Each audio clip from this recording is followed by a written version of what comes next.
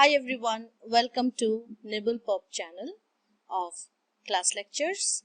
Today we will be doing the poem Hunger by Jayanta Mahapatra. Jayanta Mahapatra is a very renowned Indian English poet and he was the first to receive the Sahitya Academy Award for English poetry. Hunger is one of his best known poems and is an exploration of hunger as a physical as well as a psychological concern. In this video, we will be looking at the text of the poem and try to understand the meanings of the lines, and after that we will be going through some discussion on the themes, the symbols and Jayanta Mahapatra's idea of hunger as it emerges in the poem. If you like this video, I would ask you to please subscribe to this channel so that you get notified whenever a new video is uploaded. And if you like the content, you can share it with your friends and people that you know. First, we will go through the poem itself and see what it is about. Hunger. It was hard to believe the flesh was heavy on my back.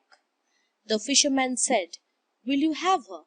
carelessly, trailing his nets and his nerves as though his words sanctified the purpose with which he faced himself. I saw his white bone thrash his eyes.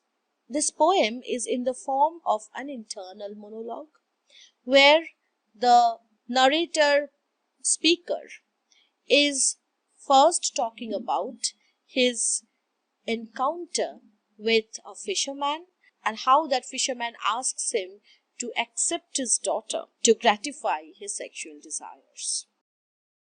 Now, in this first stanza, we see that there is a conflict in the mind of the poet narrator, a conflict which he carries as a burden. He says, "It was hard to believe the flesh was heavy on my back." So this word heavy and this word flesh is very important in context of this poem, because flesh here is a metaphor of the carnal desire, the physical desires, the lustfulness which this person is feeling, which is again like a burden to him. It is heavy on his back. The fisherman is very careless.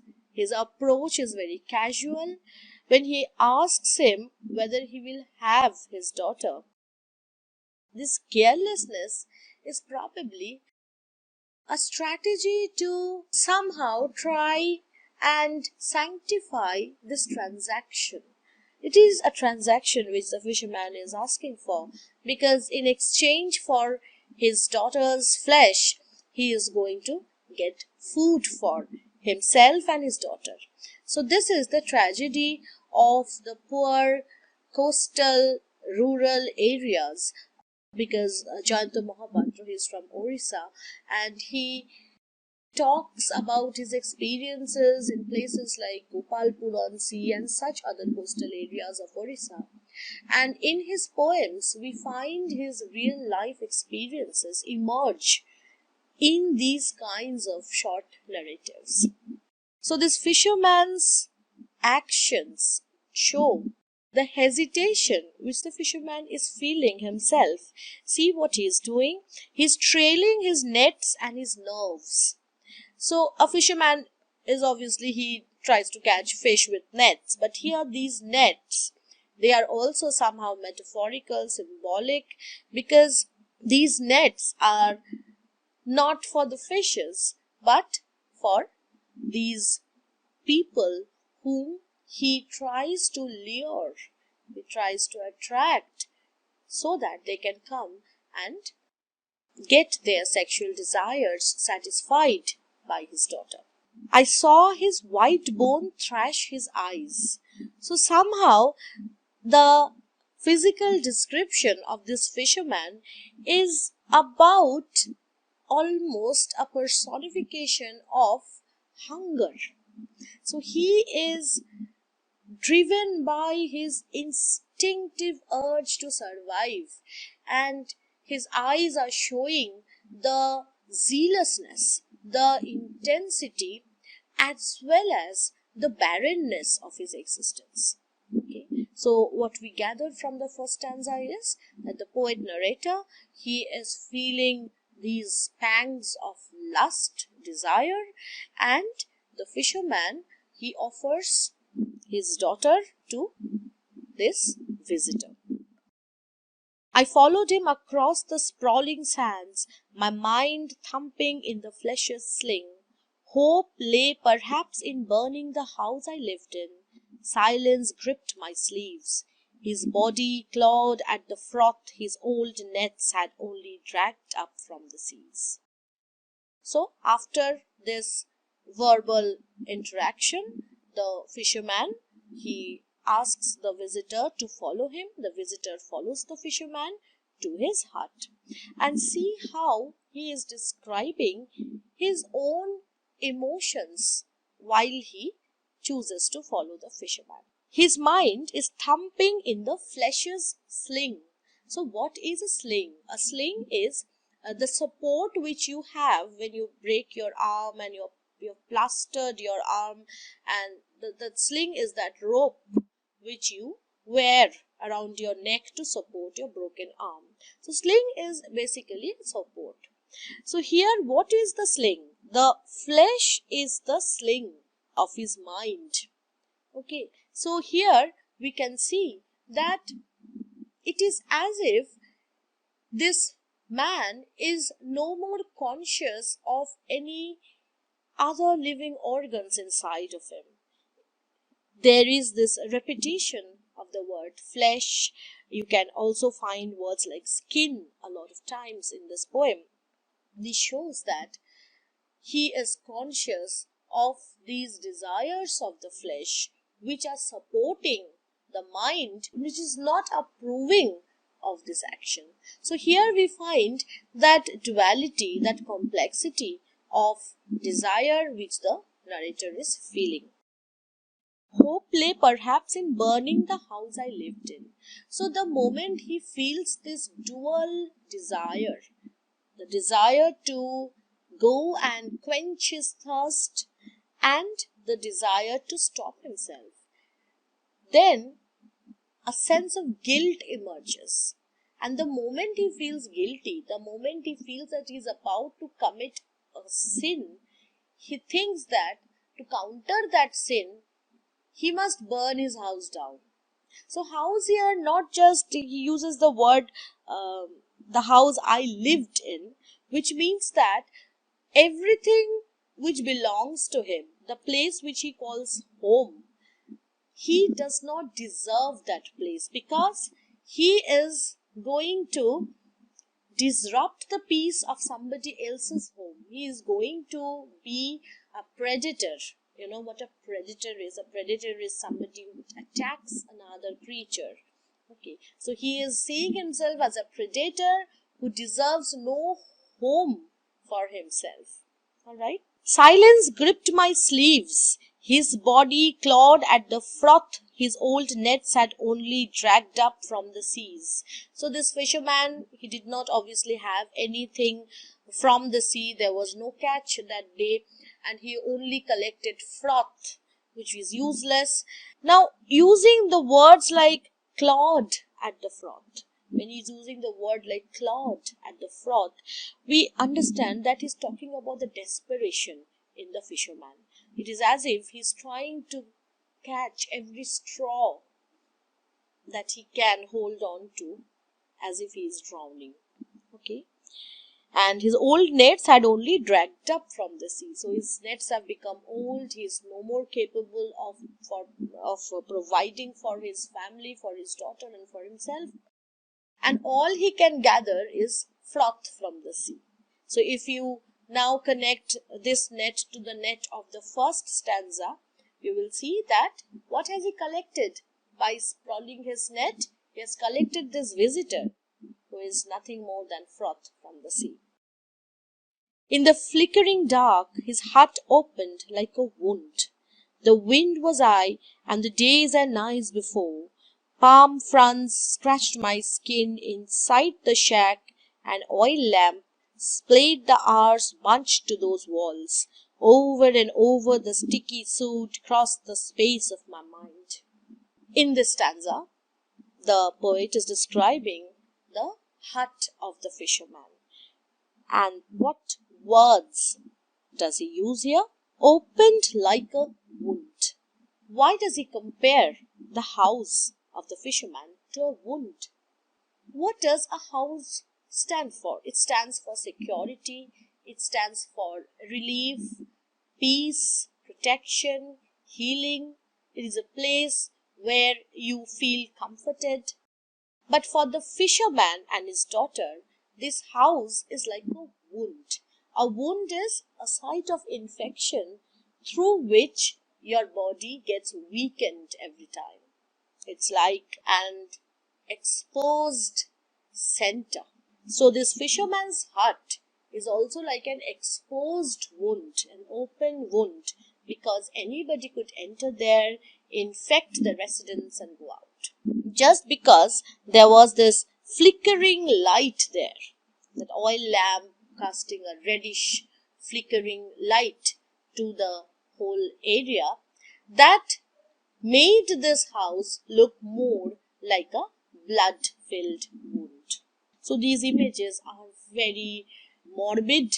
They are not happy images at all. They are not optimistic images at all, because they talk about a kind of realism which Jayanta Mahapatra felt inside himself while he was growing up in the coastal regions of Orissa. Palm fronds scratched my skin. See, again, he uses the word skin here. So this constant consciousness of the flesh, of the skin, of how he is getting acted upon by his surroundings is very significant. The palm fronds are scratching his skin. It is as if they are putting a mark on him, a mark of sin, a mark of an action which he himself does not approve of. So it's almost like the mark of Cain, who was marked by God after he killed his brother Abel. So here we have that same kind of consciousness of sin, and it is as if nature is trying to mark him as a predator, as an infector, as a person who is a marked man. Inside the shack, an oil lamp splayed the hours bunched to those walls. Now, usually time has a quality of being perpetually flowing. Time always flows. But inside this house, it is as if that oil lamp has somehow managed to stick the time, stop its flow, and keep it frozen on the walls through those soot marks. Soot here means the carbon marks, the carbon emitted from oil lamps, the dark charcoal marks are on the walls, and they are very sticky. So you notice how everything sticks on, either to the poet's skin or to the walls that he sees around him. So there is an element of freezing the time and making this feeling of being trapped somehow. Okay. And who is trapped here? Not just the persons who stay in that house, but also the people who come and commit the acts which are heinous in nature. I heard him say, "My daughter, she's just turned 15. Feel her. I'll be back soon. Your bus leaves at 9. The sky fell on me, and a father's exhausted while. Long and lean, her ears were cold as rubber. She opened her wormy legs wide. I felt the hunger there, the other one, the fish slithering, turning inside." So here in the final stanza, we see the actual encounter of the narrator with the fisherman's daughter and how he describes that. First, he talks about how the fisherman introduces him to the daughter. "My daughter, she's just turned 15. So notice the desperation in the fisherman to try and present his daughter as a presentable object, as a commodity. Nobody is talking about consent here, nobody is talking about what the woman really feels here or wants here. And of course, this flesh trade and prostitution in these areas is more about a compulsion to survive. So this fisherman has known from his experience that if you present your daughter as a young, as an innocent flower, then she is more sellable. So these marketing strategies are very pitiful, because after all, a father who has to go through all this is suffering as well. So we just cannot dismiss the father as being brutal, because he and his daughter are victims of larger forces here. So his daughter is, of course, doubly marginalized, we can say, because on one hand she has to suffer the same pangs of hunger which her father is suffering, but on the other hand, additionally, she has to suffer that extra burden of going through that experiences of being, I can almost use the word raped here, day after day, because that additional burden is the burden of the doubly marginalized. Feel her, I'll be back soon. Your bus leaves at 9. So these short sentences or short phrases show that the fisherman does not want to stay there anymore. The sky fell on me and a father's exhausted while. We have seen that this narrator, he is not comfortable with his own desires from the very beginning. Additionally, he is further burdened by the actions of this father. So the discomfort is doubled here, which the narrator is feeling. Long and lean, her ears were cold as rubber. So he had said that my daughter is 15 years, but her skin lacked the glow of a 15-year-old girl. Of course, she suffered from malnutrition. There was no way that she could have any kind of glory about herself, any kind of glamour on her skin. Therefore, it is as if her ears were cold as rubber. So there was this lifelessness which the poet notices on the skin of this girl. There was nothing inviting in her, but sexual desire is such a thing that even if somebody is not feeling invited, they might engage in that act because they are slaves to those emotions, to those feelings inside them. She opened her wormy legs wide. Look at the expression here, wormy legs. How is she acting here? She is acting as if she is an automated toy. She doesn't have any will of her own. She doesn't have any say, because this has been happening to her every night. And she knows that this is her performance and she is aware of her role.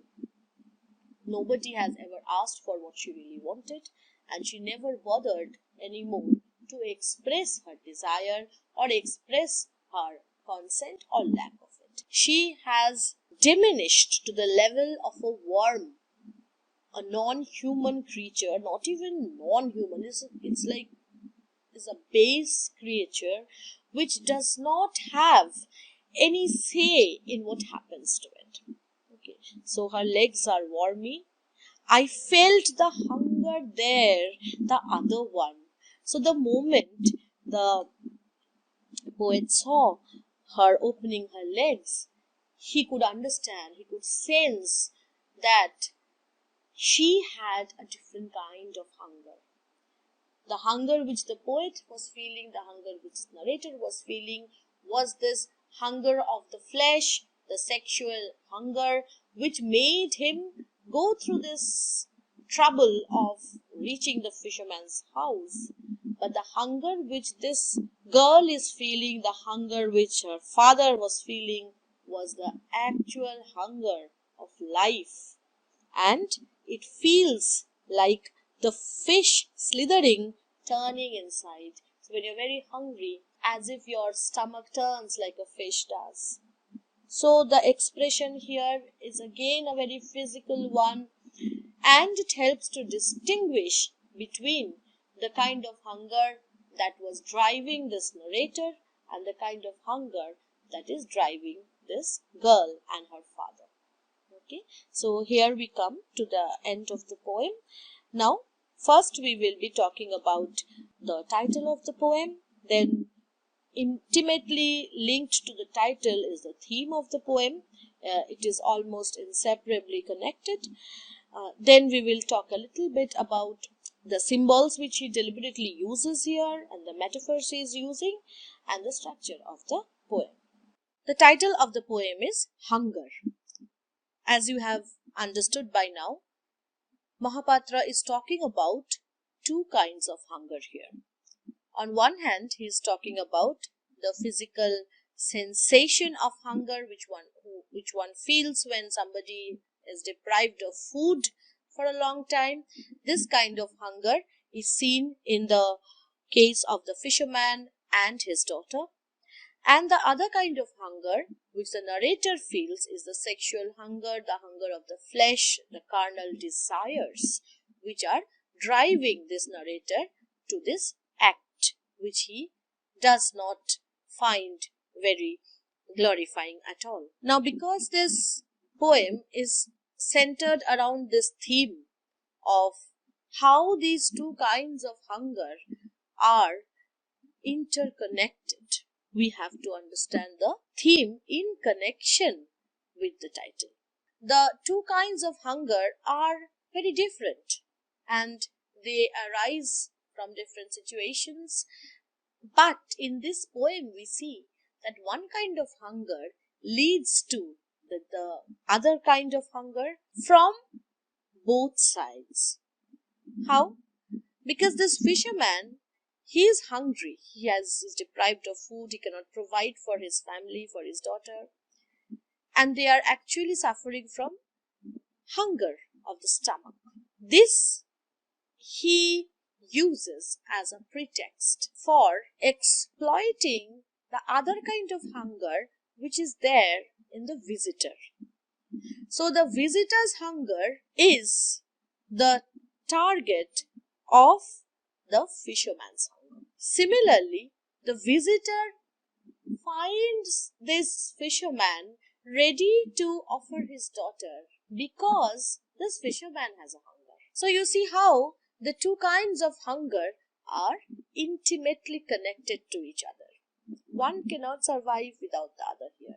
Or rather, one becomes a necessary condition to satisfy the other.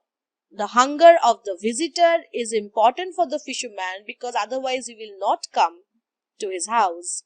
And the hunger of the fisherman is important for the visitor because otherwise the fisherman will not invite him over. So two kinds of hunger depend on each other and two kinds of hunger find gratification in each other. So this is how the two kinds of hunger are not just projected as different from each other, but also how they are inseparably connected to each other. This is also an important theme of the poem, the different interpretations of hunger here, the different realizations of hunger. And second theme which we find very important here is how the narrator is negotiating with this idea of guilt and how he is aware of a duality in himself. He is burdened by his own desire and at the same time he is judgmental about himself. So we have this strange kind of an alchemy in his character where he is seeing his actions as if from a vantage point of an outsider. In doing so, he can see the futility of his actions, the heinousness of his acts, and he does not approve of that. The third theme is, of course, the theme of marginality, the theme of repression, how the haves have always exploited the have-nots, and Jayanta Mahapatra is a staunch socialist at heart. He believes in social equality and also believes that it is not possible to accomplish in this world. To understand the theme of this poem, we can also go back to Jayanta Mahapatra's own lines, and he writes, "Hunger was written 25 years ago. I grew up in Cuttack, close to a temple." And then he continues, "The ways of life there were different. I had an unhappy childhood. I ran away from home thrice.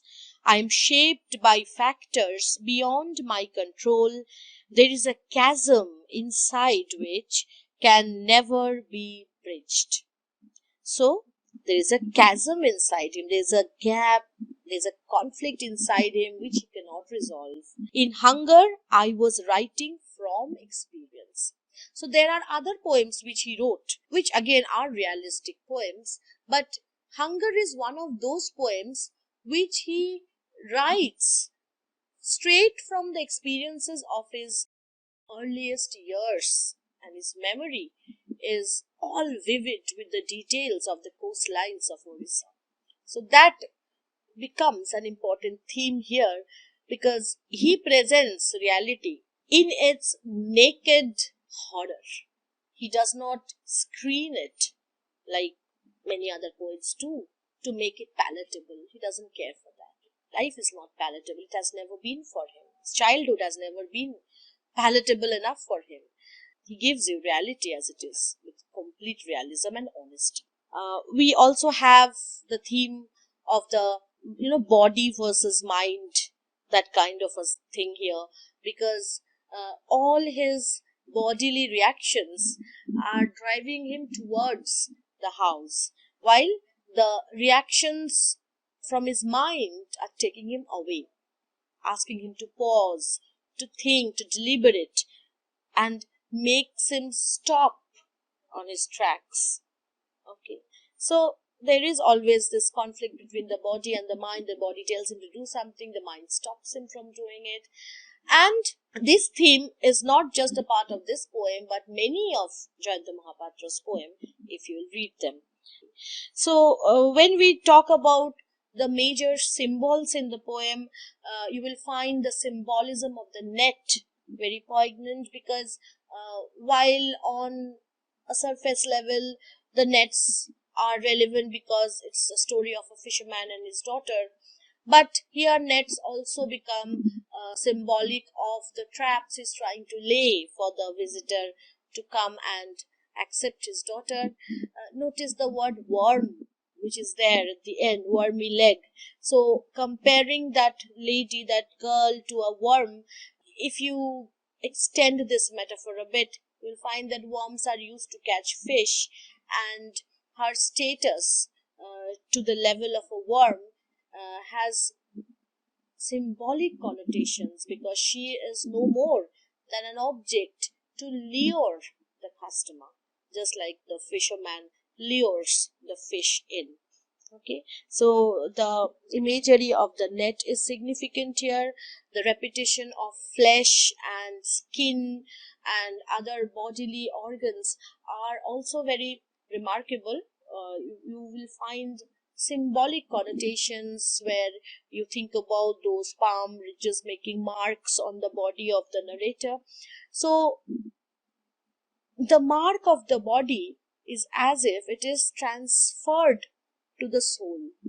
So just like one hunger is transferred to another kind of hunger, one mark is transferred to another kind of mark. The mark on your body is transferred to the mark on your soul. Just like the mark of helplessness, the coldness that is inside the soul of that girl gets transferred to her skin, which lacks life, which lacks any glow. Her skin is like rubber. Okay, so this body becomes a site of representing what the soul is feeling. Okay. And the body is always a site of representation when it comes to Jayanta Mahapatra. Here, one more thing which you may notice is that he also plays with words like wound and oil lamp, suit, sticky, okay, and space of my mind. So he is creating a physical space for you. He is describing the house for you, but it is more than a physical space. It is also a kind of an extension of the mind, where he sees that place as a prison house where time has ceased to exist. So these are the symbols which you can look at. As a poet, Jayanta Mahapatra is a realist one, and his poetry has a very strong element of authenticity, because he will not paint any rosy pictures for you. He knows his country, he knows his places and what happens there, and he presents that. He does not use poetry as an escape. I hope this elaboration of the poem will be of use to you. And if you have any questions, please feel free to comment and send me suggestions. I'm not a very tech savvy person, so ignore these poor quality of sound recording. Don't even have a professional mic. Subscribe to my channel and try to visit my website if you have time. It's there in the description box, nibblepop.com. And like and share if you want. I'll be really happy then. Thank you so much, and bye bye.